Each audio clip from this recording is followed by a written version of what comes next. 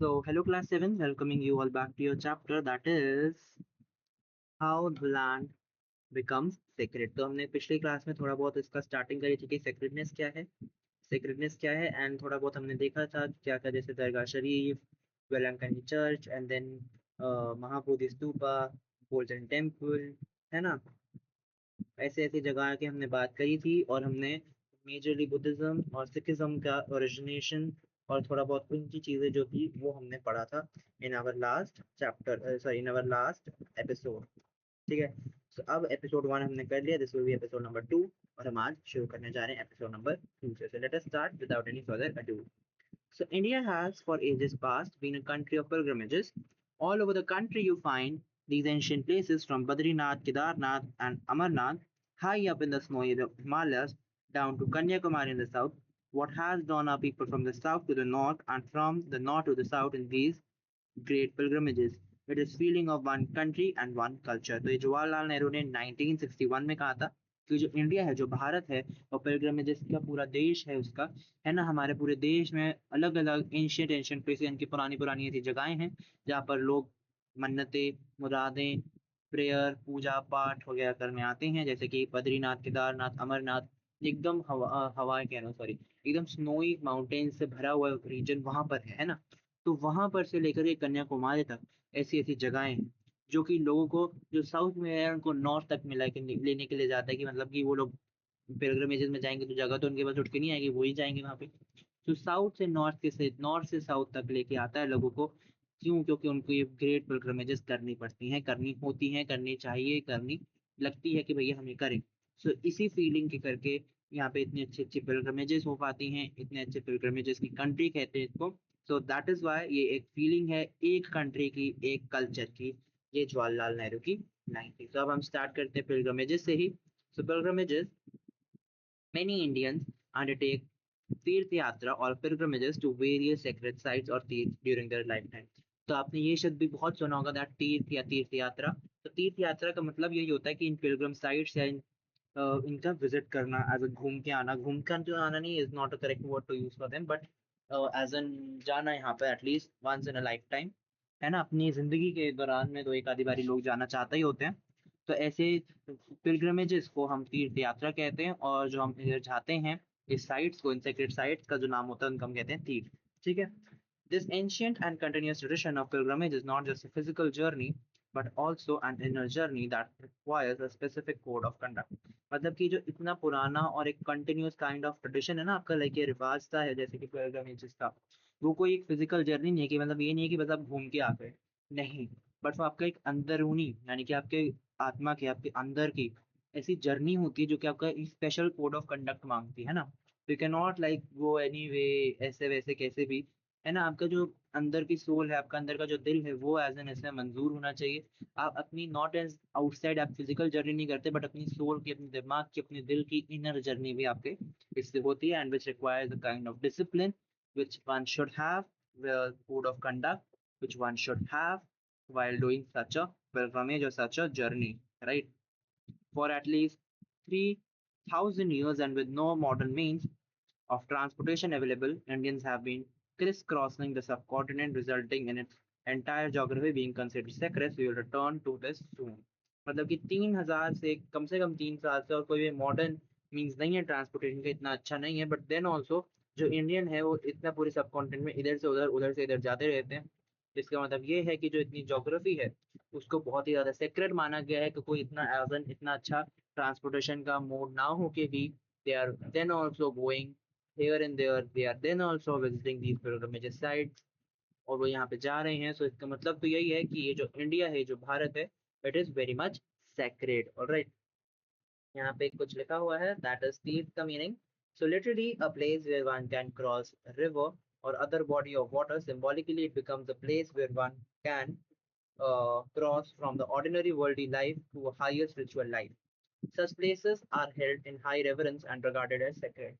तो जो secret sites होती है, जिसको हमने तीर्थ बोला, तो तीर्थ मतलब ये होता है कि जब एक जगह जो है वो एक जगह पे जाने के लिए जब एक बंदा कोई रिवर बॉडी या कोई ऐसा पानी का एजन जगह को पार करता है, तो मतलब कि ये होता है, उसको पार करता है वो तीर्थ होता है। मतलब कि ये होता है कि एज एन जो एक बंदा ऑर्डिनरी लाइफ से, एक ऑर्डिनरी दुनियावी जिंदगी से, एक आम दुनियावी जिंदगी से एक अच्छी हायर स्पिरिचुअलिटी लाइफ में कदम लेता है, तो इस सिंबॉलिकली उसका वो मीनिंग है, राइट। और ऐसी प्लेसेस जो हैं वो आपकी सेक्रेडनेस में, सब में एज इन भरपूर होती हैं, they are very much high in the those kind of feelings. तो दैट इज वाई उनको हम तीर्थ कहते हैं, और जो पिलग्रमेज करते हैं वो तीर्थ यात्रा कहते हैं हम इसको, राइट। आगे बढ़ते हैं।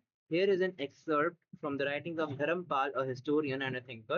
I was traveling from Gwalior to Delhi when I met a group of people, about 12 of them, some 3 or 4 women, and 7 or 8 men. They said they had been on a pilgrimage 3 months long up to Rameswaram. Among other places, they came from 2 different villages north of Lucknow. They had various bundles of things and some earthen pots with them. They had taken all the necessities for their food like atta, ghee, sugar with them. I asked them, "You're going to Delhi now?" They said yes. They replied, "You will stop in Delhi?" No. We only have to change trains there. We are going to Haridwar. We don't have time. We have to go to Haridwar and then we have to get back home. So Dharmpal की जो book थी, मतलब not book as in writing है उनकी, जो कि आपके historian थे और थिंकर रह चुके, लाइक हिस्टोरियन थे ही, राइट। सो उनका उन्होंने मतलब वो देखा कि भैया जब वो ग्वालियर से दिल्ली में ट्रैवल कर रहे थे, उन्होंने ऐसे लोगों को देखा जो कि 12 थे, उसमें से 12 में से 7-8 देवर मेन एंड 3-4 औरतें थी। और उसमें से उन्होंने देखा कि वो पिलग्रिमेज साइट से आए हैं, जो कि 3 महीने बाद, 3 महीने के टाइम तक वो रामेश्वरम में थे, और उसके भी अलावा और बाकी जगहों पे थे। और अब वो लोग, हम उसको बात करके पता चला कि वो लाइक लखनऊ से हैं, और यहाँ पे 2 अलग अलग जो विलेजेस हैं, गाँव हैं, वहां से हैं लखनऊ में भी।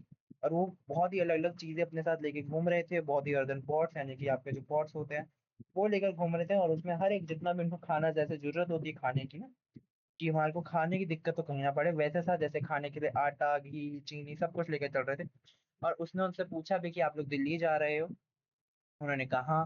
और फिर उसने पूछा कि तुम रुकोगे दिल्ली में? तो उसने कहा कि उन्होंने कहा कि नहीं, हम नहीं रुकेंगे, हमें ट्रेन अपनी क्या करनी है, ट्रेन बदलनी है, क्योंकि हमें हरिद्वार जाना है और हमारे पास टाइम नहीं है, क्योंकि हमको हरिद्वार जाके वापस भी आना है। तो वो अभी एक और सेक्रेट साइड हरिद्वार भी जा रहे थे, और फिर वहां से वापस आके then they will go to their home. नहीं तो उसको लग रहा था धर्मपाल को कि वो लोग वहां पे ही रुकेंगे, बिकॉज उसने पूछा कि आप लोग दिल्ली जा रहे हो तो फिर वहीं पे रुकोगे ना? तो उसने कहा नहीं, हम वहीं वहां पे आगे हरिद्वार जाएंगे। तो ये काइंड ऑफ आपका चीजें हैं कि लोग पिलग्रमेज करने के लिए कैसे कैसे जाते हैं, right? Let's explore. Read the excerpt. What are your observations? Locate the route the group must have taken from Rameswaram to Haridwar. Why do you think the group was going straight to Haridwar instead of stopping at Delhi? तो यहाँ पे लोग बंदा question पूछ रहा है, अच्छा, in ancient times when people were traveling from Madurai and Tamil Nadu to Varanasi in UP, what languages would they come across? How would they communicate with people in those places? Where would they stay and what food they eat? So let's just see these questions. All right. So yeah. So जो आपका expert यहाँ पे हमने जो पिलग्रम देखे वो बहुत ही devoted थे, है ना। और इतना लंबा लंबा सफर वो लोग कर रहे थे रामेश्वरम से, then they are going to Delhi now. तो वहाँ पे इतना इतना लंबा डिस्टेंस वो कर रहे थे, इतनी डिफिकल्टीज के बावजूद, देन ऑल्सो वो अपना खुद का खाना, अपना खुद के एसेंशियल आइटम भी लेके चल रहे थे, जो कि मतलब कि आपका सिंपलिसिटी, यानी कि सिंपल लोग हैं, और अपने खुद से ही काम करवाना, like they are not dependent. Plus जो है उनका मेन गोल था कि अपनी पिलग्रमेज कंप्लीट करें, और without any wasting other time, जिसमें वो और कोई भी जगह को विजिट ना करें। ये दिखाता है कि उनका कितना डिसिप्लिन है, उनका कितना डिटर्मिनेशन है, और उनका कितना अच्छा, ज़्यादा अच्छा फेथ है। तो यही यहाँ पे लिखा है that the pilgrims were highly devoted and willing to travel long distances despite difficulties. They carried their own food and essential items, showing simplicity and self-reliance. Their main goal was to complete their pilgrimage, so they did not waste time visiting other places. This reflects their discipline, determination, and strong religious faith. Right? Locate the route the group must have taken from Rameshwaram to Haridwar.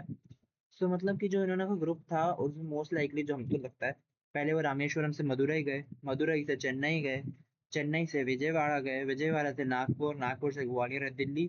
यहाँ पे बस change कर रहे हैं train के लिए, फिर यहाँ से सीधा हरिद्वार गए। और उन्होंने बहुत सारी स्टेट्स पार करी बिफोर रीचिंग टू हरिद्वार।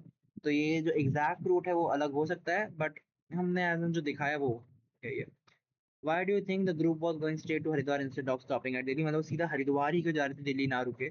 क्यों? क्योंकि उनका जो पिलग्रमेज था वो प्लान था ऑलरेडी, है ना, तो उनको डिले करना नहीं था, तो इसीलिए वो यहाँ पर है that the religion sorry the पिलग्रम यानी कि जो लोग ये कर रहे थे, पिलग्रमेज कर रहे थे, उनको पिलग्रम्स कहा हुआ है। The pilgrims wanted to complete their pilgrimage as planned. Haridwar was a sacred destination, so they preferred to continue their journey without delay.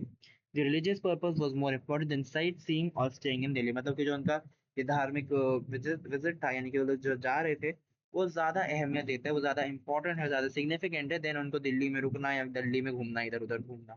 तो इसलिए they wanted go to stay to Haridwar without wasting their any single second, है ना।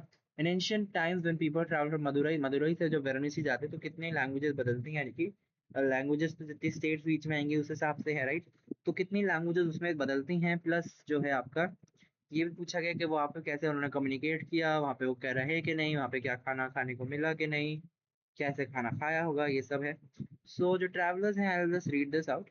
The travelers would come across languages such as Tamil, Telugu, Kannada, Marathi and Hindi और any local dialects as well, यानी कि कुछ local dialects यानी एक language होती है ना, उसको कुछ कुछ लोग अलग अलग तरीके से भी बोलते हैं, कुछ कुछ चीजें ना, जैसे बहुत माइन्यूट माइन्यूट चीजों के डिफरेंस आता है, तो आपके थोड़े डायलेक्ट्स होते हैं ना, मतलब कि सेम जगह पे लोग रहते हैं बट थोड़ा बहुत डिफरेंट डिफरेंट रीजन का भी डिफरेंट आ जाता है डिफरेंस, राइट। तो दे communicate using simple word gestures translator और कॉमन लैंग्वेजेस, है ना।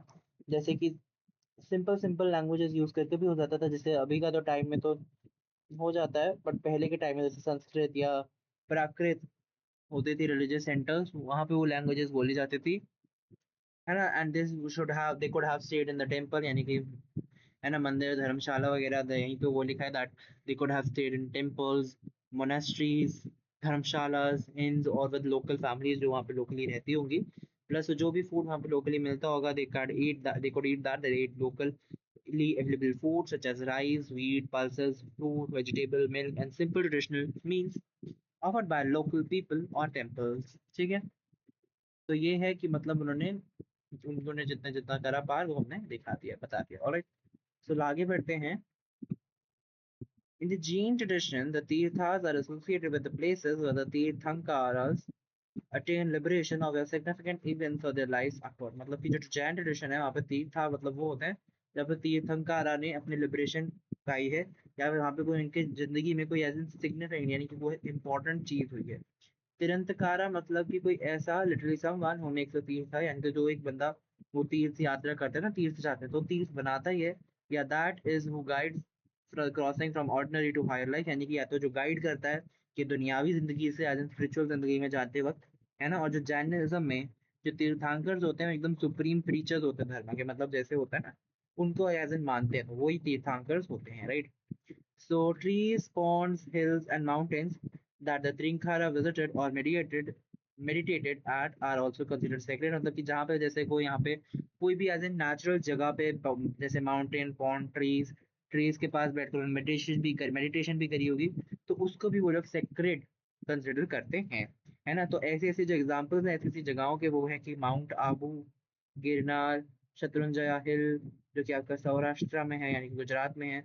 ये सारे अभी कुछ कुछ एग्जाम्पल हैं ऐसी ऐसी प्लेसेस के जो जहाँ पे एज इन जैनिज्म में ये तीर्थांकर्स वो जा चुके हैं, right. Another example is the pilgrimage to Sabarimala temple, Sabarimala temple जो कि केरला में है। So it is dedicated to the deity Ayappa, जो आपके अयप्पा हैं उनको डेडिकेटेड वो बना रखी है pilgrimage site, that is your Sabarimala temple, जहाँ पे ओवर 10 मिलियन डिवोटीज आते हैं हर साल। और यहाँ पे वही लिखा है that it draws over 10 million devotees and this hill top shrine was traditionally reached by an immensely difficult track through hills and forest, मतलब कि यहाँ पे जाने के लिए लोग अपना चल के जाते हैं एज एन ट्रैक करके, एज एन पहाड़ों से, जंगलों से। और यहाँ पे जाने का बहुत ही टेढ़ा सा चैलेंजिंग अप्रोच है, common to many hill top और mountain shrine all over the country, symbolizes difficulty of the inner path with natural landmarks along the route being considered sacred। मतलब कि ये sacred part जो लोग करते हैं तय, है ना।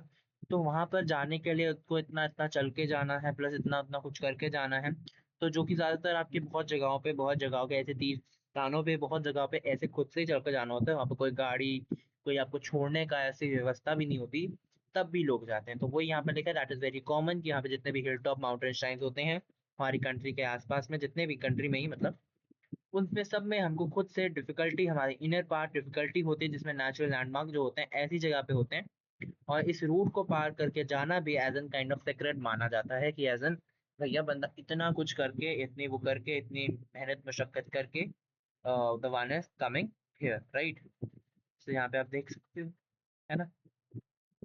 मोर सेक्रेट साइट्स हम पढ़ते हैं, आइए। So let us read this. Hindu and many folk and tribal belief systems go further in grade 6।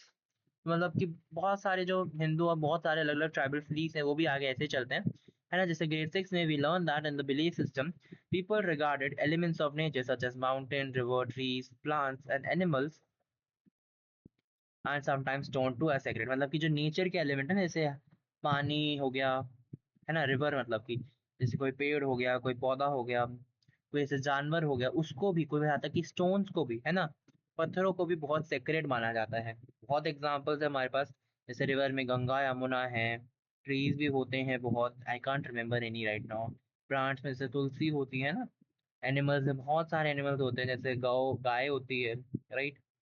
जैसे यहाँ पे भी लिखा है दैट इन हिंदुइज्म, हिंदू लोगों का जो धर्म होता है Hinduism, for instance this includes countless geographical sites और features of nature such as specific mountain, river, forests which are regarded as particularly divine and are worshipped as deities। मतलब कि Hinduism में तो बहुत ज्यादातर जो होता है ये सब होता है, बहुत ज्यादातर काउंटलेस आपके ऐसे ज्योग्राफिकल साइट्स हैं, ऐसे नेचर के ऐसे फीचर्स हैं जिनको आप एज एन हिंदुइज्म में एज एन सेक्रेट मानते हैं, उसकी मान्यता रखी जाई गई है, जो कि इसकी कुछ इंपॉर्टेंस होल्ड आउट करते हैं, राइट। उनको वर्शिप किया जाता है, उनको एज ए डाइटी, यानी कि एज एन भगवान के तौर पे माना जाता है ना। जैसे अभी मैंने बताया प्लांट्स एंड एनिमल्स जैसे ना, तो जैसे गंगा माँ एज एन माँ कह के, या प्लांट कोई हो गया जैसे तुलसी, ऐसे नहीं बोल देते, right. But it do hold such significant कि हम उसको एज इन वर्शिप करें, तो इतनी हम इज्जत दें, राइट। तो वही यहाँ पर लिखा है that there are particular divine and are worshipped as deities. Many rivers are regarded as देवीज, है ना, जैसे गंगा, गंगा माँ, यमुना, ये सब जो है, गंगा यमुना, इन पे भी आपकी जैसे बहुत मान्यता है, इनको भी देवी का स्वरूप दे रखा होता है। और कुछ कुछ स्पीसीज जो होती हैं ट्रीज की, एनिमल्स की, प्लांट्स की, उनको भी पर्टिकुलरली होली माना गया है, बताया गया है ना। यानी कि जो भी कुछ ऐसे प्लांट की, एनिमल की, ये सारी जो भी स्पीसीज होती है कुछ कुछ, उनको भी एज एन इतना माना गया है, बात चीज इसकी भी, मतलब एज एन होली या सेक्रेट काइंड ऑफ वो दे रखा है। This tradition comes from the perception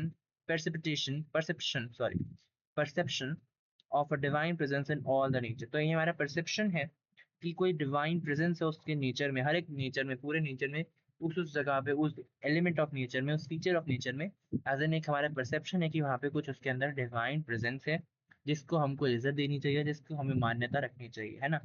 ultimately the whole of the planet earth is considered sacred, which is why हम इसको भू देवी या मदर अर्थ कहते हैं, है ना। ठीक है। तो मतलब कि यही होता है दैट जो ट्रेडिशन है ये सबका, कि हमारी परसेप्शन होता है, हम लोग कैसे देखते हैं।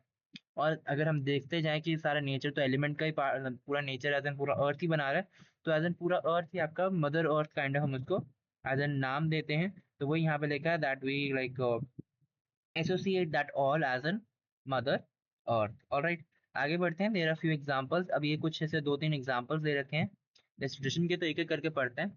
The Niyam Dongar hill and the Niyamgiri range of Odisha is sacred to the Dongria Kondh tribe. यानी कि जो नियाम डोंगर हिल है, जो कि आपकी नियामगिरी रेंज में है उड़ीसा के, वहां पे डोंगरिया खोंड ट्राइब को, उसको उस डोंगरिया खोंड ट्राइब नियाम डोंगर हिल को बहुत ही सेक्रेट मानती है। क्यों? क्योंकि they believe that the hill is the abode of Niyam Raja. मतलब कि वो अबोर्ड है, अबोर्ड मतलब कि घर है नियम राजा का।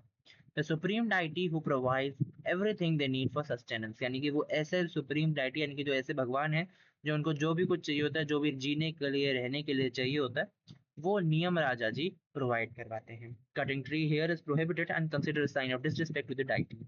यानी कि यहाँ पर पेड़ काटना, पेड़ काटना सख्त मना है, और बहुत ही डिसरिस्पेक्ट यानी कि बेइज्जती मानी जाती है उनके भगवान की, उनके डायटी की, जो कि है नियमराजा, उनकी बहुत ही रिस्पेक्ट मतलब डिसरिस्पेक्ट मानी जाती है, क्योंकि आप पेड़ काट रहे हो और वो लोग एज एन हिल्स में रहते हैं, वो ट्राइब है पूरी, तो it is kind of a disrespect to their deity. Next पढ़ते हैं।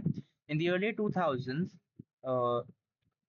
yes, in the early 2000s, the government of Sikkim identified several sacred mountains, caves, lakes, rocks, and hot springs that were to be protected against all forms of damage. तो जो सिक्किम की government थी 2000 में, उन्होंने ये पाया कि बहुत सारे ऐसे सेक्रेट माउंटेन, गुफाएं, मतलब ऐसे लेक्स, ये सारी हैं जो कि बहुत ही एज एन सेक्रेड है, बहुत ही होली हैं, जिनको एज एन कोई भी डैमेज नहीं पहुंचना चाहिए, तो उनको प्रोटेक्शन की बहुत ज़रूरत है। तो सिक्किम की गवर्नमेंट ने ये फाइंड आउट करा। Next is, in the Nilgiris of Tamil Nadu, the Todas, a tribal community, regard many mountain peaks as sacred and associate with them with their gods.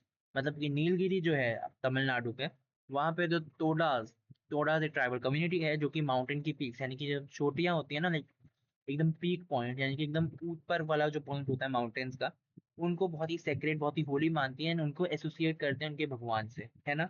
To them this sense of sacredness extends to many plants, है ना, यानी कि बहुत ज़्यादातर plant से भी associate किया जाता है सेक्रेडनेस, होलीनेस, जो कि बहुत सारे प्लांट से भी एसोसिएटेड होती है, जैसे कि तुलसी, है ना, जैसे shola forest, wetland and even specific stones and individual trees, यानी कि बहुत सारे यहाँ पे एग्जांपल दे रखे हैं, बहुत सारे स्पेसिफिक स्टोन्स होते हैं, फॉरेस्ट होते हैं, जो कि काइंड ऑफ आपके इस सब चीज़ों में अंदर आते हैं। ठीक है। नेक्स्ट जो है becoming aware of sacred geography, वो हम अपनी नेक्स्ट क्लास में शुरू करेंगे। So will see you all in the next class. अभी के लिए इतना ही, एपिसोड 2 के लिए इतना ही। We did more sacred sites and we did somewhat what all we did other than this, we did your pilgrimages. All right, so episode 2 के लिए इतना ही। We'll meet you all on your episode number 3, and maybe this will be your next week, episode 3 आपका आएगा, क्योंकि मेरे को लगता है जहाँ तक ये आपके वीकली एपिसोड्स होंगे, दो दो एक एक, तो जो भी है, जो I will see you again in the next episode very soon. तो तब तक के लिए bye bye you all, will meet you with the next episode, तब तक के लिए बाय बाय।